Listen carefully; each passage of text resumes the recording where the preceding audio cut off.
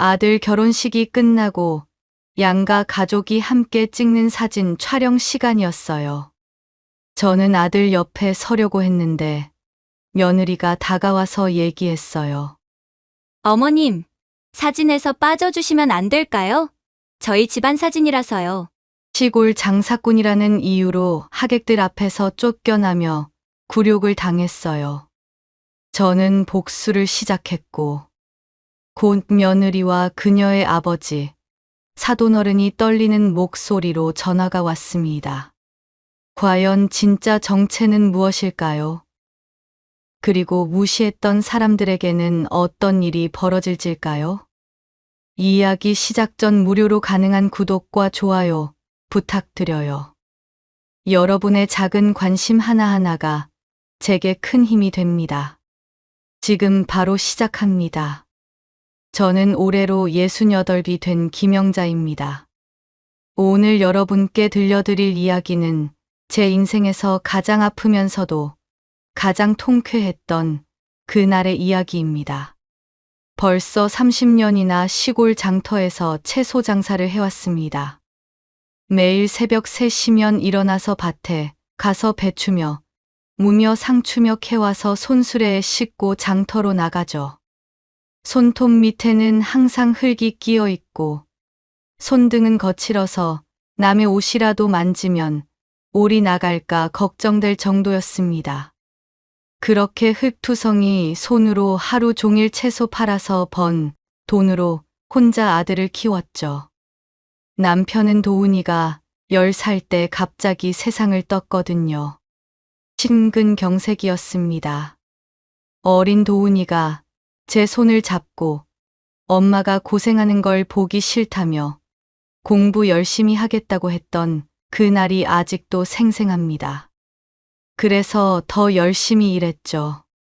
비가 와도 눈이 와도 장터에 나가지 않은 날이 없었습니다. 손이 얼어서 감각이 없어져도 무릎이 시려서 밤에 잠을 못 자도 참았죠. 우리 도훈이만큼은 제대로 키워야겠다는 생각뿐이었습니다. 다행히 도훈이는 공부를 잘했어요. 서울 좋은 대학교도 나오고 지금은 대기업 부장까지 됐죠. 그런 아들이 얼마나 자랑스러운지 몰라요. 그런데 최근에 도훈이가 결혼한다고 했습니다. 39의 늦은 결혼이긴 하지만 서연이라는 좋은 사람을 만나서 얼마나 기뻤는지 모르겠어요. 도훈이가 그 아이를 정말 좋은 사람이라며 제가 분명 마음에 들어 할 거라고 말할 때 정말 행복했죠. 하지만 문제가 하나 있었습니다. 결혼식 때 입을 옷이 없다는 거였어요. 옷장을 뒤져봐도 남이 보기 부끄럽지 않을 만한 옷이 한 벌도 없었죠. 늘 작업복이나 편한 옷만 입고 살았거든요. 백화점에 가서 옷을 보긴 했는데 가격표를 보고 깜짝 놀랐습니다. 정장 한 벌이 몇십만 원씩 하는 거예요. 제가 최소 몇 포대를 팔아야 살 수 있는 돈이었죠.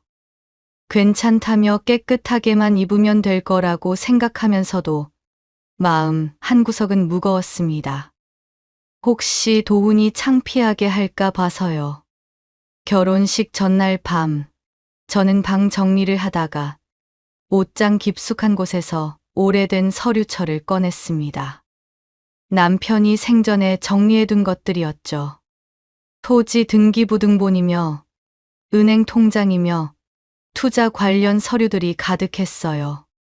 서류들을 한 장씩 넘겨보면서 생각에 잠겼습니다. 남편이 남겨준 이 작은 땅 몇 평이, 그리고 제가 30년 동안 악착같이 모아온 돈이 지금 어떻게 되었는지 아무도 모르죠. 도훈이조차도요. 이렇게 소박하게 사는 게 좋다고 생각했습니다. 돈이 있다고 자랑할 필요는 없잖아요. 그게 제 철학이었습니다. 겸손하게, 묵묵히, 그렇게 살아왔죠. 다음 날 아침, 결혼식장으로 가면서도 마음이 무거웠어요. 제일 좋은 옷을 입었다고는 하지만 여전히 초라해 보일까 봐 걱정이었거든요. 하지만 아들의 인생에서 가장 중요한 날인데 제가 주눅 들면 안 되겠다고 생각했습니다. 거울을 보며 마지막으로 옷매무새를 다듬었어요. 그리고 혼잣말로 중얼거렸죠. 오늘만큼은 당당하자고. 내가 이 아들을 여기까지 키운 거라고 말이에요. 결혼식장에 도착했을 때 그 광경을 평생 잊을 수가 없을 것 같아요. 서울 시내 최고급 호텔이었습니다. 높은 천장에 화려한 샹들리에가 달려있고 바닥은 대리석으로 반짝반짝 빛이 났죠. 제가 평생 가봤던 곳 중에 가장 화려한 곳이었어요. 입구에 서서 한참을 올려다봤습니다. 정말 꿈 같았어요. 우리 도훈이가 이런 곳에서 결혼식을 올리다니요. 그런데 문제는 제 옷차림이었어요. 다른 하객들을 보니까 모두들 명품 옷을 입고 보석도 반짝반짝 빛나는 거예요. 저만 혼자 동네 옷가게에서 산 정장을 입고 있으니까 얼마나 초라했는지 몰라요. 웨딩 플래너가 다가와서 신랑 어머니인지 물어보더니 친절하게 신부 대기실로 안내해 줬어요. 신부 대기실에 들어서는 순간 저는 숨이 막혔습니다. 며느리 서연이가 정말 아름다웠어요. 하얀 웨딩 드레스를 입고 화장을 곱게 한 모습이 공주님 같았죠. 그런데 서연이 옆에 앉아있는 분들의 기세가 만만치 않았어요. 서연이가 일어나서 인사를 했는데 표정이 좀 어색했어요. 미소는 짓고 있는데 눈은 웃지 않는 그런 느낌이었달까요. 제가 서연이가 정말 예쁘다며 도훈이가 복이 많다고 말하자 옆에 앉아있던 중년 여성이 저를 위아래로 훑어보더라고요. 나중에 알고 보니 서연이 어머니였어요. 서연이 어머니는 말은 정중하게 하는데 어딘지 모르게 무시하는 듯한 말투였어요. 특히 제 옷차림을 보면서 살짝 눈살을 찌푸리는 게 보였거든요. 하객들이 몰려들기 시작했습니다. 정말 많은 사람들이 왔어요. 대부분이 서연이 측 하객들이었죠.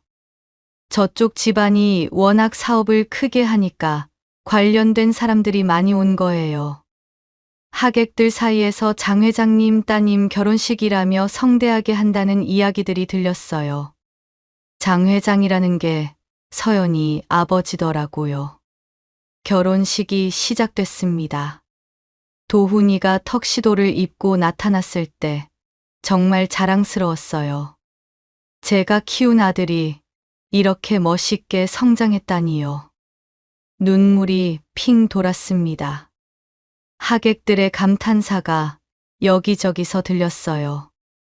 그런데 문제는 사진 촬영 시간이었어요. 양가 가족이 함께 찍는 사진이 있었거든요. 저는 도훈이 옆에 서려고 했는데 갑자기 서연이가 다가왔어요. 사진 구도상 다른 자리로 서달라며 저를 구석진 자리로 밀어냈어요. 그리고는 자기 부모님을 중앙에 세우더라고요. 저는 맨 구석에 서게 됐죠. 사진작가가 셔터를 누르려는 순간 서연이가 갑자기 손을 들었어요. 그리고는 저한테 다가와서 작은 목소리로 사진에서 빠져달라고 했죠. 저희 집안 사진이라면서요. 그 말을 듣는 순간 머리가 하얘졌어요. 뭔가 잘못 들은 것 같았거든요. 제가 다시 물어보니 서연이는 제가 계시면 어색할 것 같다며 이해해 달라고 했어요. 서연이의 말에 주변 하객들이 웅성거리기 시작했어요. 저는 아무 말도 할 수가 없었어요. 너무 당황스러웠거든요. 도훈이가 뒤늦게 알아차리고 다가와서 서연이에게 엄마도 우리 가족이라고 했지만 서연이는 도훈이한테 우리 집안 체면이 있다며 속삭였는데 저한테도 들렸어요. 그 순간 가슴이 찢어지는 것 같았습니다. 결국 저는 사진에서 빠졌어요. 하객들이 다 보는 앞에서 혼자 구석으로 물러나야 했죠. 얼마나 창피했는지 몰라요. 식이 끝날 때까지 저는 구석에 앉아 있었습니다. 아들의 결혼식인데 아무것도 할 수 없었어요. 그저 멀리서 바라만 보고 있었죠. 하객들의 수군거림이 들렸지만 모른 척할 수밖에 없었어요. 저 분이 신랑 어머니신가? 그런데 왜 저렇게 떨어져 앉아 계시지 하는 소리들이었죠. 집에 돌아와서는 하루 종일 울었습니다. 30년 동안 아들 하나 잘 키우려고 그렇게 고생했는데 결국 이런 취급을 받는구나 싶어서 너무 서러웠어요.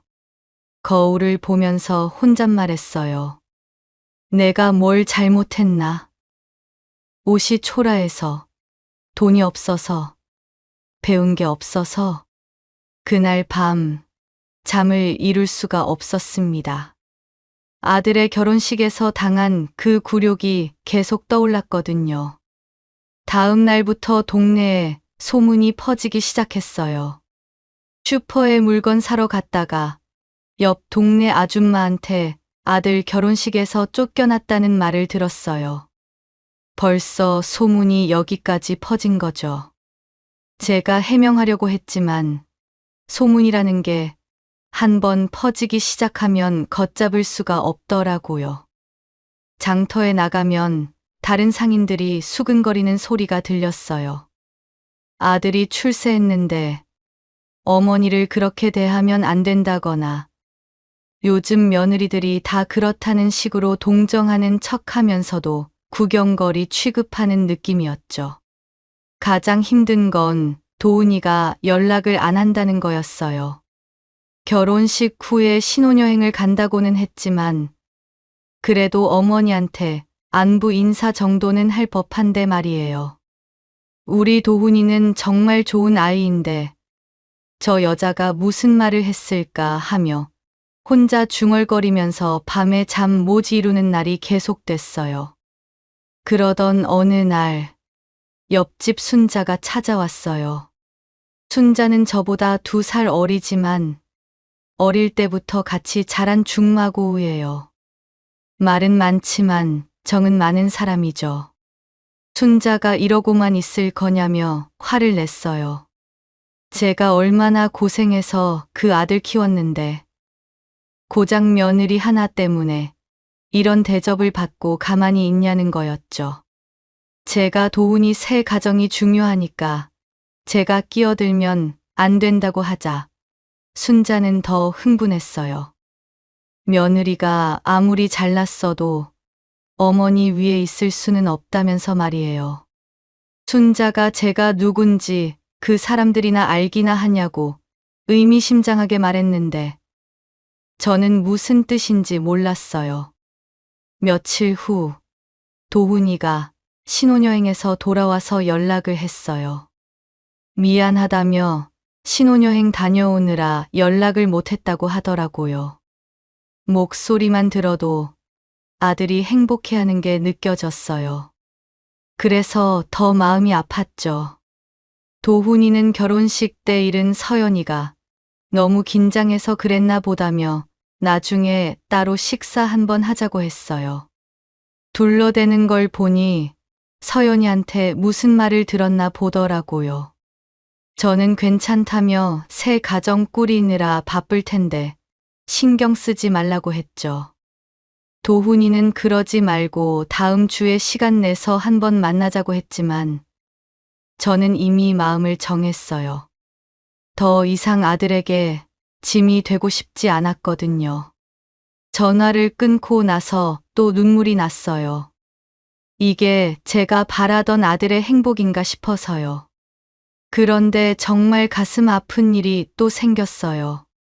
일주일 후에 도훈이가 서연이와 함께 집에 왔는데 그때 서연이가 한 말이 지금도 생생해요. 앞으로는 자기들이 바쁘니까 미리 연락 안 하고 오면 안 되겠다는 거였어요.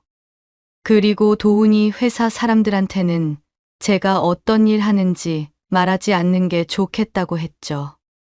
서연이가 웃으면서 하는 말인데 그 말 속에 담긴 의미가 얼마나 차가운지 몰라요. 제가 당황해서 물어보니까 서연이가 더 노골적으로 말했어요. 창피해하는 건 아니지만 체면도 있고 도훈이 승진도 앞두고 있다면서요. 그 순간 도훈이가 서연이를 말렸지만 이미 상처는 깊게 났죠. 제가 아들에게 짐이 되고 있다는 걸 확실히 알았거든요. 저는 알겠다며 앞으로는 조심하겠다고 대답할 수밖에 없었어요. 아들의 앞길에 방해가 되고 싶지 않았으니까요. 그 후로 정말 연락을 거의 안 했어요. 도훈이가 가끔 안부 전화를 해도 짧게 대화하고 끊었죠. 제가 먼저 전화하는 일은 없었고요. 그날 밤, 저는 오래된 서류철을 다시 꺼냈어요. 남편이 남겨준 것들과 제가 평생 모아온 것들을 하나하나 다시 확인해 봤죠. 이제 때가 된 것 같다고 혼자 중얼거리면서 한 장의 전화번호가 적힌 메모를 찾았어요. 증권회사 담당자 번호였죠. 다음 날 아침, 저는 그 번호로 전화를 걸었어요. 순자 말이 맞았어요. 제가 누군지 이제 그 사람들도 알 때가 된 거죠. 동네 사람들은 여전히 저를 불쌍하게 보고 있었지만 저는 이미 다른 생각을 하고 있었어요. 조금만 더 기다려보라고. 누가 정말 불쌍한 사람인지 곧 알게 될 거라고 말이에요. 그로부터 며칠 후 순자가 불이 나게 달려왔어요. 숨을 헐떡거리며 큰일 났다고 하더라고요. 제게 신문을 펼쳐 보이며 손가락으로 가리켰어요.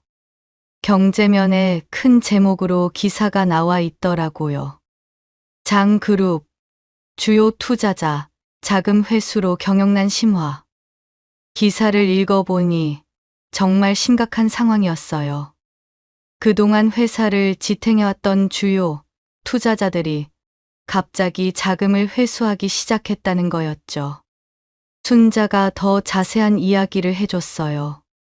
더 중요한 건 지금 이 회사의 최대 주주가 누군지 모른다는 거였어요.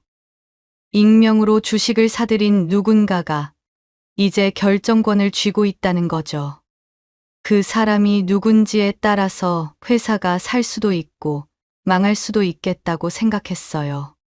순자는 그래서 지금 장 회장이 그 사람을 찾아다니고 있다는 소문이 있다며 흥미진진하게 말하는데 저는 속으로 웃음이 났어요. 그날 오후 증권회사에서 전화가 왔어요. 말씀드린 대로 준비가 다 됐다며 언제 진행할지 물어봤어요. 저는 내일 오후에 하겠다고 했죠. 워낙 큰 건이라서 괜찮겠냐고 걱정하는 담당자에게 저는 이미 마음먹은 일이라며 괜찮다고 했어요. 전화를 끊고 나서 거울을 봤어요. 30년 동안 시골 장터에서 채소를 팔며 살아온 제 모습이 그대로 있었죠. 거칠어진 손, 주름진 얼굴, 소박한 옷차림. 하지만 그 거울 속의 여자가 사실은 누구보다 강한 사람이라는 걸 아무도 몰랐어요. 다음 날 아침, 도훈이한테서 다급한 전화가 왔어요.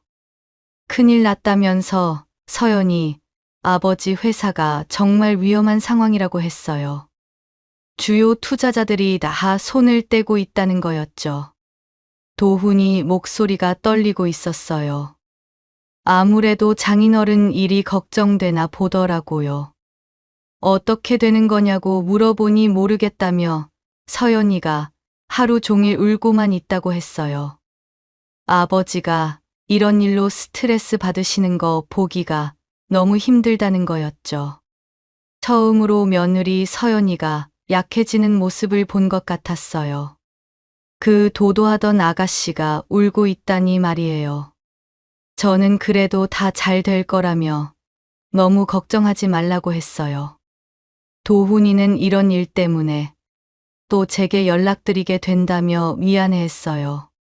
자기 어머니한테 연락하는 걸 미안해야 하나 싶어서 오히려 제 마음을 아프게 했죠. 오후에 증권회사로 갔어요. 담당자가 서류를 펼쳐놓고 설명해줬어요. 현재 장그룹 주식의 35%를 보유하고 있어서 이미 최대 주주라는 거였죠. 제가 도장을 찍으면서 진행하라고 했어요. 정말 괜찮겠냐며 이렇게 공개되면 엄청난 관심을 받을 거라고 걱정하는 담당자에게 저는 괜찮다고 했어요. 이제 숨길 이유가 없으니까요. 그렇게 모든 준비가 끝났어요. 이제 내일이면 모든 게 드러날 거였죠. 집에 돌아와서 순자에게 내일 좀 재미있는 일이 있을 거라고 말했어요. 순자가 궁금해했지만 저는 더 말하지 않았어요. 내일이면 모든 게 밝혀질 테니까요. 그날 밤 잠자리에 들면서 생각했어요.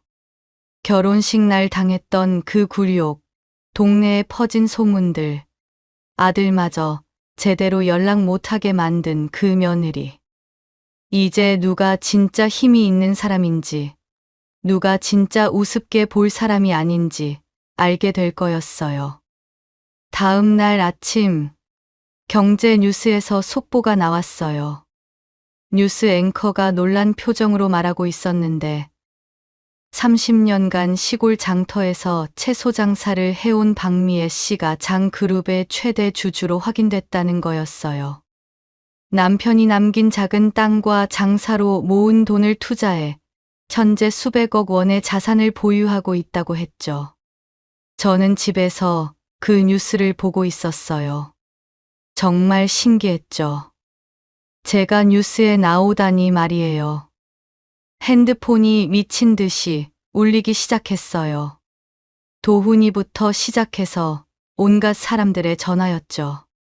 첫 번째 전화는 역시 도훈이었어요. 목소리가 완전히 떨리고 있었어요. 뉴스에서 제가 나온 걸 보고 이게 무슨 일이냐며 물어봤죠. 저는 담담하게 사실이라고 답했어요. 제가 장그룹 최대 주주이며 장인어른보다 지분이 더 많다고 말하자 도훈이가 한참 동안 말을 못 하더라고요. 왜 지금까지 숨겼냐고 물어보기에 숨길 필요가 있었으니까. 그런데 이제는 아니라고 했죠. 두 번째 전화는 순자였어요. 이 미친 여자가 이런 걸 자기한테 안 알려줬다며 흥분해서 소리를 지르고 있었어요. 미안하다며 아직 아무한테도 말 안 했다고 하자 순자는 더 흥분했어요. 제가 그 유명한 장그룹 주주라니 진짜 돈 많은 거냐고 물어보더라고요. 제가 그런 셈이라고 대답하니까 순자가 더 흥분해서 왜 지금까지 장터에서 채소 팔고 그랬냐며 미쳤냐고 했어요. 그게 좋았고 아무도 몰랐으면 좋겠었다고 했더니 순자가 그제야 이해했는지 조용해졌어요. 사람들이 돈 있다는 걸 알면 변하거든요. 세 번째 전화는 예상대로 서연이었어요. 목소리가 완전히 바뀌어 있었어요. 그 도도하던 목소리가 어디 갔는지 지금은 떨리고 있었거든요. 뉴스를 봤냐며 제가 저희 아버지 회사 주주라는 게 맞냐고 물어봤어요. 저는 태연하게 맞다고 대답했어요. 서연이가 몰랐다며 정말 죄송하다고 했어요. 만약에 알았다면 다르게 대했을 거냐고 물어보니 그런 게 아니라며 말을 잇지 못했어요. 저는 돈이 있다고 해서 사람이 달라지는 건 싫어해서 숨기고 산 거라고 했어요. 그런데 이제는 숨길 이유가 없어졌다고 말하며 전화를 끊어버렸어요. 오후에는 장 회장 본인한테서 전화가 왔어요. 그 목소리가 어떻게 바뀌었는지 아세요? 결혼식 때 저를 무시하던 그 거만한 목소리가 어디 갔는지 지금은 완전히 굽실거리고 있었어요. 시간이 되면 한 번 뵙고 싶다며 급한 일이 있다고 했어요. 무슨 일인지 전화로 말하라고 하니 전화로는 곤란하다며 절박함이 느껴졌어요. 아마 회사 일 때문에 제게 뭔가 부탁하려는 것 같았죠. 저는 내일 오후에 제가 자주 가는 카페로 오라고 했어요. 장 회장이 어디든지 가겠다고 대답하는 걸 들으니 우스웠어요. 결혼식 때는 저를 장사꾼이라고 무시하더니 이제는 어디든지 오겠다고 하니 말이에요. 저녁에 도훈이가 집에 왔어요. 혼자 왔더라고요. 들어오자마자 죄송하다고 했어요. 제가 이런 분인 줄 몰랐다며 그동안 저를 몰라봤다고 하더라고요. 저는 도훈이는 잘못한 게 없다고 했어요. 몰랐던 거니까요. 하지만 서연이가 저에게 그렇게 한 건에 대해서는 도훈이가 울먹이는 소리를 내더라고요. 자기 때문에 제가 그런 대접을 받았다며 정말 미안해했어요. 저는 다 지난 일이라며 그만하라고 했죠. 하지만 제 마음속에는 아직 정리되지 않은 감정들이 있었어요. 서연이와 장 회장이 저에게 했던 일들이 쉽게 잊혀지지 않았거든요.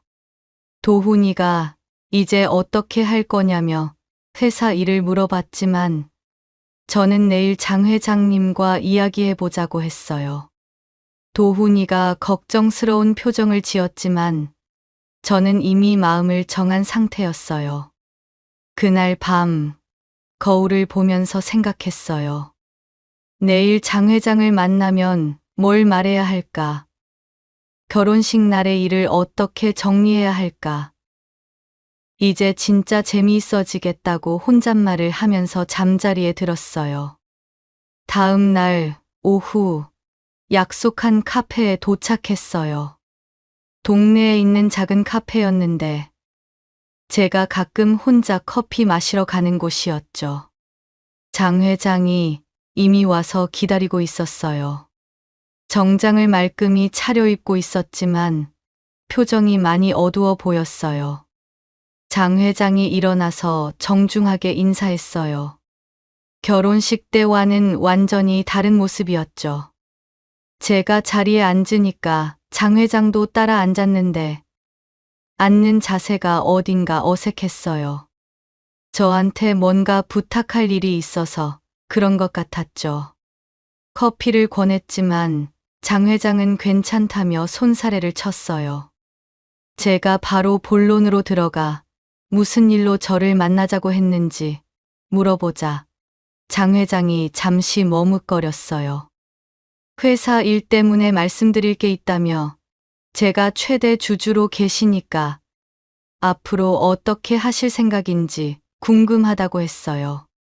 어떻게 하느냐는 게 무슨 뜻인지 물어보니 혹시 경영에 참여하실 생각이 있는지 궁금하다고 했어요.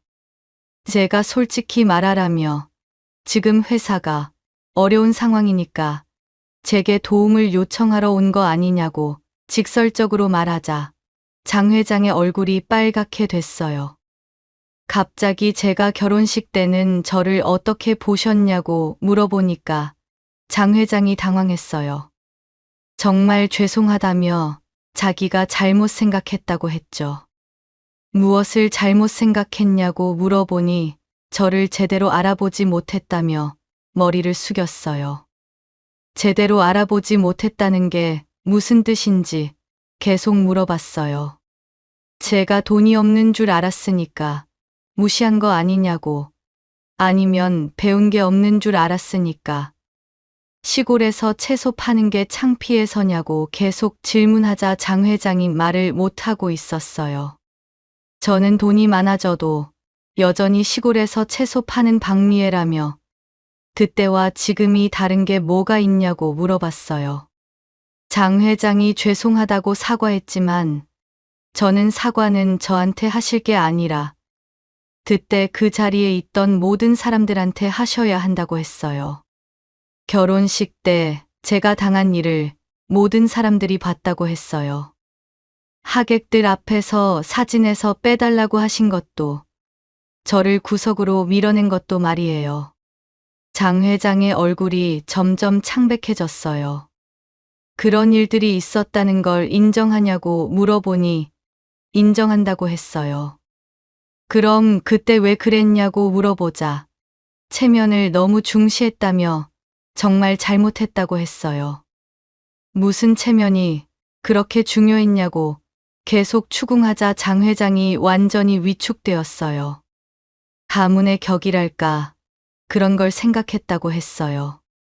시골에서 채소 파는 사람은 격이 낮다는 뜻이냐고 물어보니 아니라며 급하게 손사래를 쳤어요.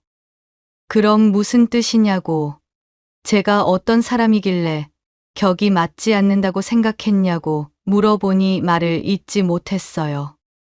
저는 30년 동안 정직하게 일해서 돈을 벌었다고 했어요. 남을 속이거나 나쁜 일 한 적 없는데 그게 격이 낮다는 건지 물어봤죠. 장 회장이 한참 동안 말을 못 하더니 결국 진짜 속마음을 털어놨어요. 자기가 너무 교만했다며 돈과 권력이 있으면 다른 사람들보다 위에 있다고 생각했다고 했어요. 그제야 좀 솔직한 대답이 나왔어요. 지금도 그렇게 생각하냐고 물어보니 아니라며 이번 일로 정말 많이 깨달았다고 했어요. 뭘 깨달았는지 물어보니 진짜 힘이라는 게 돈이나 겉모습이 아니라는 걸 알았다고 하더라고요. 목소리가 많이 작아져 있었어요. 그럼 이제 어떻게 할 거냐고 물어보니 제가 원하시는 대로 하겠다고 했어요. 회사 일도 그 밖의 일들도 말이에요. 장 회장이 간절한 표정으로 정말로 그렇게 하겠다고 했어요. 저는 먼저 서연이하고 이야기해보라고 했어요. 그 아이도 그때 한 일에 대해서 어떻게 생각하는지 말이에요. 그리고 회사 일은 천천히 생각해보겠다고 했어요. 급하게 결정할 일은 아니니까요. 장 회장이 안도의 표정을 지었어요. 카페를 나서면서 생각했어요. 이제 진짜 재미있는 일이 벌어질 것 같다고. 그동안 저를 무시했던 사람들이 어떻게 변하는지 지켜보는 것도 나쁘지 않겠다고 말이에요. 그날 저녁 도훈이와 서연이가 함께 집에 왔어요. 서연이는 결혼한 후 처음으로 저희 집에 온 거였죠. 서연이의 모습이 많이 달라져 있었어요. 그 도도하던 모습은 어디 가고 지금은 완전히 풀이 죽어 있었거든요. 서연이가 조심스럽게 인사했어요. 목소리도 예전과는 완전히 달랐죠. 제가 자연스럽게 앉으라고 했지만 서연이는 어디 앉을지 몰라서 우물쭈하고 있었어요. 도훈이가 아내를 자리에 앉혔어요. 서연이가 갑자기 고개를 숙이면서 정말 죄송하다고 했어요. 뭘 죄송하다는 거냐고 물어보니 결혼식 때 그때 저에게 너무 실례를 했다며 목소리가 떨리고 있었어요. 사진에서 빠져달라고 한 것도 그 전에 무시한 것도 정말 잘못했다며 눈물을 글썽이면서 말했어요. 그때 왜 그랬냐고 담담하게 물어보자 서연이가 한참 동안 말을 못 하더라고요. 저를 어떤 분인지 몰랐다며 이렇게 대단한 분인 줄 몰랐다는 뜻이라고 했어요. 그 말을 듣는 순간 저는 좀 실망했어요. 저는 지금도 시골에서 채소 파는 아줌마라며 대단한 게 뭐가 있냐고 했어요. 서연이가 그런 게 아니라고 하기에 그럼 뭐냐고 물어봤어요. 제가 돈이 없다고 생각했을 때는 무시해도 되는 사람이었는데 돈이 있다고 알았으니까 이제 대단한 사람이 된 거냐고 물어보니 서연이가 얼굴이 빨갛게 되면서 아무 말도 못했어요. 솔직히 말해보라며 그때 나를 왜 그렇게 대했는지 물어봤어요. 서연이가 한참을 망설이더니 결국 진짜 속마음을 말했어요. 저를 창피했다고 했어요. 하객들 앞에서 제가 시골 분처럼 보이는 게 가문 체면에 안 좋을 것 같았다며 울면서 고백했어요. 그래서 사진에서 빼달라고 한 거냐고 하니 정말 잘못했다고 했어요. 그럼 지금은 창피하지 않냐고 물어보니 무슨 말인지 모르겠다는 표정이었어요. 저는 여전히 시골 분이고 여전히 채소 파는 아줌마인데 지금은 왜 창피하지 않냐고 했어요. 돈이 있다는 걸 알았으니까 창피하지 않은 거냐고 물어보니 서연이가 대답을 못하고 있었어요. 서연이가 눈물을 뚝뚝 떨어뜨리면서 자기가 잘못 생각했다고 했어요. 사람을 겉모습으로만 판단했다면서요. 겉모습으로만이냐고 물어보니 제가 어떤 분인지, 얼마나 고생하셨는지, 도훈이를 얼마나 잘 키우셨는지 그런 건 생각 안 하고 겉모습만 봤다고 했어요. 그제야 좀 진심이 담긴 사과였어요. 저는 돈 있다고 해서 좋아하는 게 아니라고 했어요. 진짜로 잘못을 깨닫고 있는지 그게 중요하다고 했죠. 서연이가 고개를 끄덕였어요. 그리고 앞으로는 사람을 돈이나 겉모습으로 판단하지 말라고 했어요. 도훈이가 옆에서 지켜보더니 서연이가 정말 반성하고 있다고 했어요.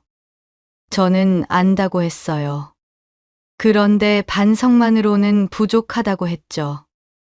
행동으로 보여줘야 한다고 했어요. 서연이가 어떻게 하면 되냐고 물어보기에 천천히 생각해 보라고 했어요.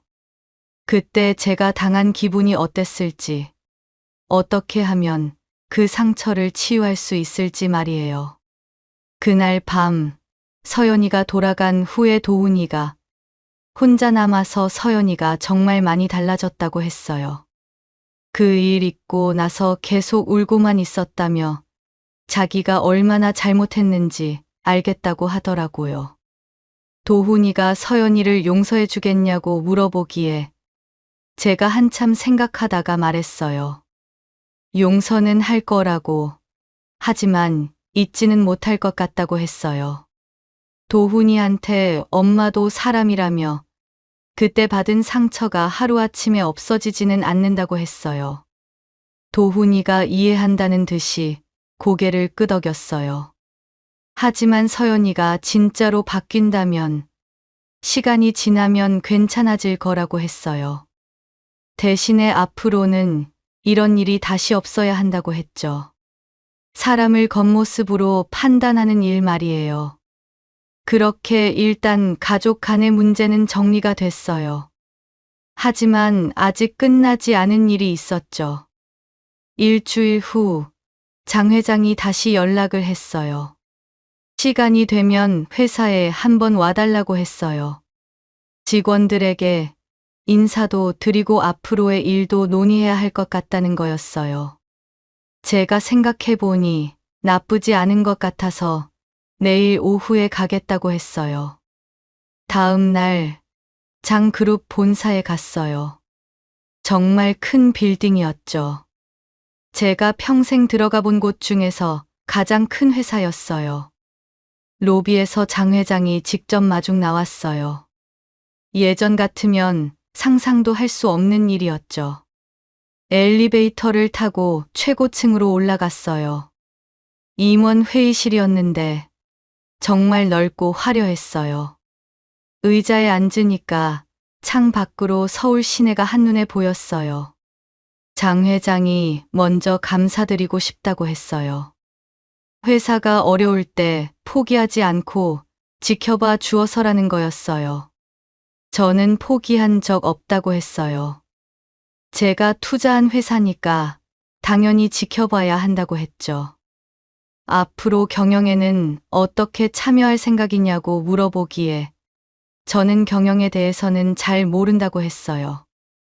그럼 지금처럼 주주로만 계실 거냐고 물어보기에 제가 잠시 생각해 봤어요. 저는 하나 제안이 있다고 했어요. 이사회 의장으로 들어가겠다고 했죠. 하지만 일상적인 경영은 전문가들이 하는 게 좋겠다고 했어요. 중요한 결정들은 제가 참여하고 싶지만 세세한 업무는 할 수 없으니까 전문 경영인을 모셔오라고 했어요. 장 회장이 놀란 표정을 지었어요.